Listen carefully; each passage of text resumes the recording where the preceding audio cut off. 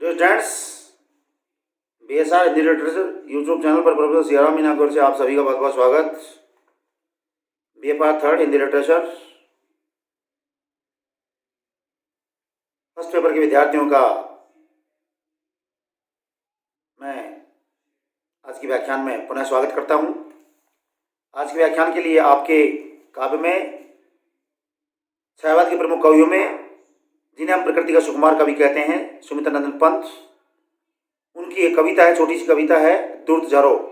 इस पर अपनी बात रखूंगा, अपने विचार रखूंगा, अपनी व्याख्यात्मक शैली में बात रखूंगा, व्याख्यान दूंगा।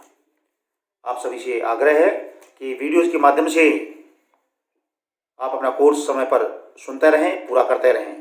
देखिएगा, दुर्त झरो, दुर्त माने तेज और झरो मानी झड़ जाओ, गिर जाओ, बढ़ जाओ। दुरत जरो जगत के जीर्ण शीर्ण पत्रे है, स्रुवत ध्वस्त है शुष्क शीर्ण। इस छोटी सी कविता के माध्यम से मैं आपको कह देना चाहता हूं कि प्रकृति के जो सुकुमार कवि हैं सुमित्रानंद पंत जी, वो आशावादी दृष्टिकोण का संचार करते हुए और तत्कालीन समय और परिस्थितियों को भांपते हुए अपने आप को बदलने का संकेत करते हुए कहते हैं कि हे बुजुर्ग पीढ़ी, आप युवा पीढ़ी को स्थान दीजिए, आप अपना स्थान छोड़िए और आने वाली जो युवा पीढ़ी है वह आपका स्थान लेने के लिए बेताब है। इस छोटी सी कविता के माध्यम से इसी प्रकार के भाव की अभिव्यक्ति सुमित्रानंद पंत जी कर रहे हैं और उन्हीं के भावों को मैं आप तक व्याख्यात्मक शैली में पहुंचा रहा हूं। दुरत जरो जगत के जीर्ण पत्रे, पेड़ों में जो पुराने पत्ते हो जाते हैं, पीले पड़ जाते हैं और इतने पीले पड़ जाते हैं कि तेज हवा का झोंका आता है तो वो हवा के झोंकों को सहन नहीं कर पाते हैं और वो टूट करके गिर जाते हैं। तो उन्हीं पत्तों को संकेत पत्तों को संकेत करते हुए ये पत्तों को माध्यम बनाकर कहना चाहते हैं कि हे पुराने पत्तों, आप जितना जल्दी हो सके आप झड़ जाइए, यानी अपना स्थान छोड़ दीजिए। हे स्त्रोत्र ध्वस्त, हे सुनने वाले, ध्वस्त होने वाले, आपका अस्तित्व कुछ ही समय का है। हे शुष्क जीर्ण, मैं इसलिए कह रहा हूं कि आप शुष्क हो चुके हैं, शुष्कता आ गई है, रूखापन आ गया है, जीर्ण शीर्ण स्थिति में आप पहुंच गए हैं। अतः आप पेड़ की जिस भी टहनी में लगे हुए हैं वहां से अपना स्थान छोड़ दीजिए। और इसके माध्यम से, प्रकृति से संबंधित इस कविता के माध्यम से सुमित्रानंद पंत जी कहना चाहते हैं कि ये पुरानी पीढ़ी के लोगों, ये बुजुर्ग लोगों, आप युवा पीढ़ी के लिए स्थान छोड़ दीजिए। हिम ताप पीत मधुवात पीत, अर्थात ऐसा इसलिए कह रहे हैं कि आप बिल्कुल वृद्धावस्था को प्राप्त हो गए हैं, आप पुरातन स्थिति में आ गए हैं, इसलिए न आप ज्यादा बर्फ को सहन कर सकते, न आप अधिक तेज गर्मी को सहन कर सकते, न बरसात को सहन कर सकते।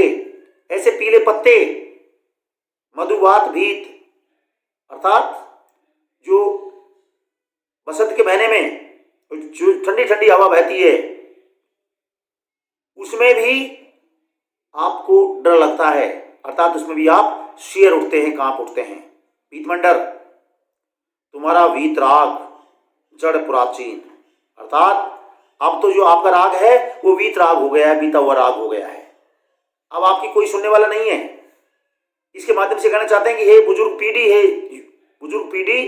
हे पुरातन पीढ़ी, आपकी जो नई पीढ़ी है वो आपकी बातों को सुनने वाली नहीं है, आपकी बातों पर यकीन करने वाली नहीं है। बेहतर यही होगा कि आप उनके लिए स्थान छोड़ दीजिए, जगह छोड़ दीजिए। जड़ प्राचीन, अर्थात आपकी जो जड़ें हैं वो अति पुरातन हो चुकी हैं, पुरानी हो चुकी हैं। पता नहीं कब आपका पेड़ उखड़ जाए, कब आपका अस्तित्व समाप्त हो जाए। निष्प्राण विगत युग, और ये पता नहीं कब किस युग में आप निष्प्राण हो जाएंगे। मृत विहंग, अर्थात मरे हुए पक्षी की तरह आप पता नहीं कब प्राणहीन हो जाएंगे। जग नीड़ शब्द ओ श्वासहीन, अर्थात ऐसा लगता है कि ये संपूर्ण संसार रूपी जो घोंसला है आपके लिए कब शब्दहीन हो जाए और कब श्वासहीन हो जाए ये पता नहीं, यानी कब आपकी आ टूटे। च्यूते अर्थात थोड़ा सा, अस्त व्यस्त पंखों से तुम, अर्थात आपके जो छोटे मोटे पंख हैं वो भी अस्त व्यस्त है, कब आपको वो धोखा दे दें। ये पक्षी के माध्यम से भी शायद कार बात बता रहा है। झरझर अनंत में हो विलीन, और पता नहीं कब आप फड़फड़ा करके अंतहीन, आपका कब अंत हो जाए और इस सृष्टि में कब आप विलीन हो जाएं।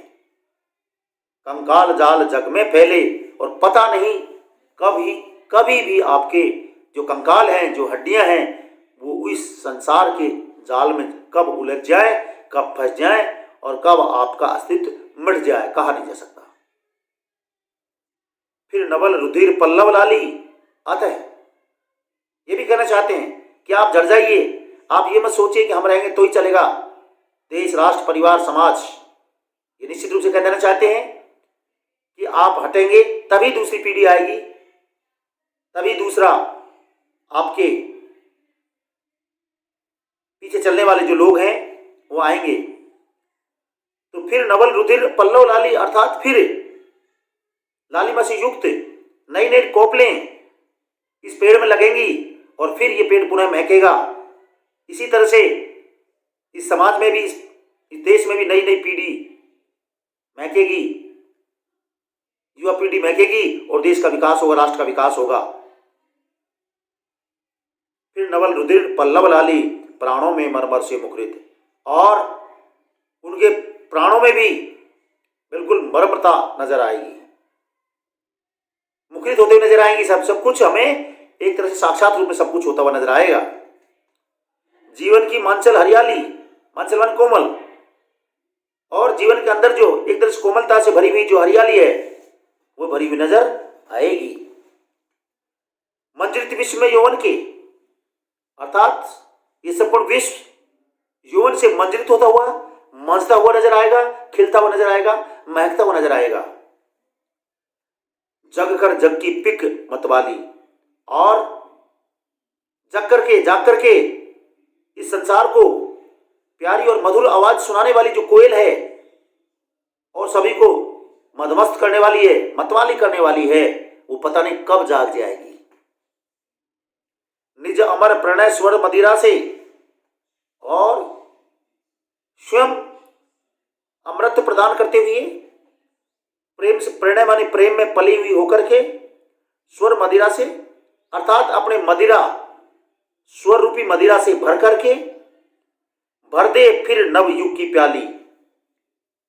सृष्टि या प्रकृति को आह्वान करते हुए कहते हैं सुरेंद्र पंत जी कि निश्चित रूप से आप इस सृष्टि में नई नई कोपलों के रूप में विकसित हो, नई कोपलें खिलाएं, नए नए पत्ते, नई वनस्पतियों का उत्पन्न करें।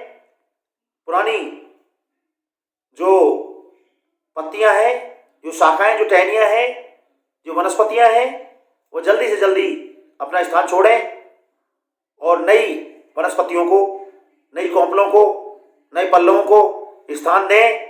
इसी कविता के माध्यम से साहित्यकार ये भी यही भाव प्रकट करना चाहते हैं कि जो युवा पीढ़ी है, जो नौजवान है, उनके लिए ये बुजुर्ग पीढ़ी, ये पुरातन पीढ़ी, ये सीनियर सिटीजन लोग स्थान दें, उनको आगे आने दें, उनको बढ़ने का अवसर दें, उनको अपनी जो कार्य क्षमता है उस कार्य क्षमता के हिसाब से काम करने दें। उनके मार्ग में आप किसी प्रकार से अवरोधक न बने।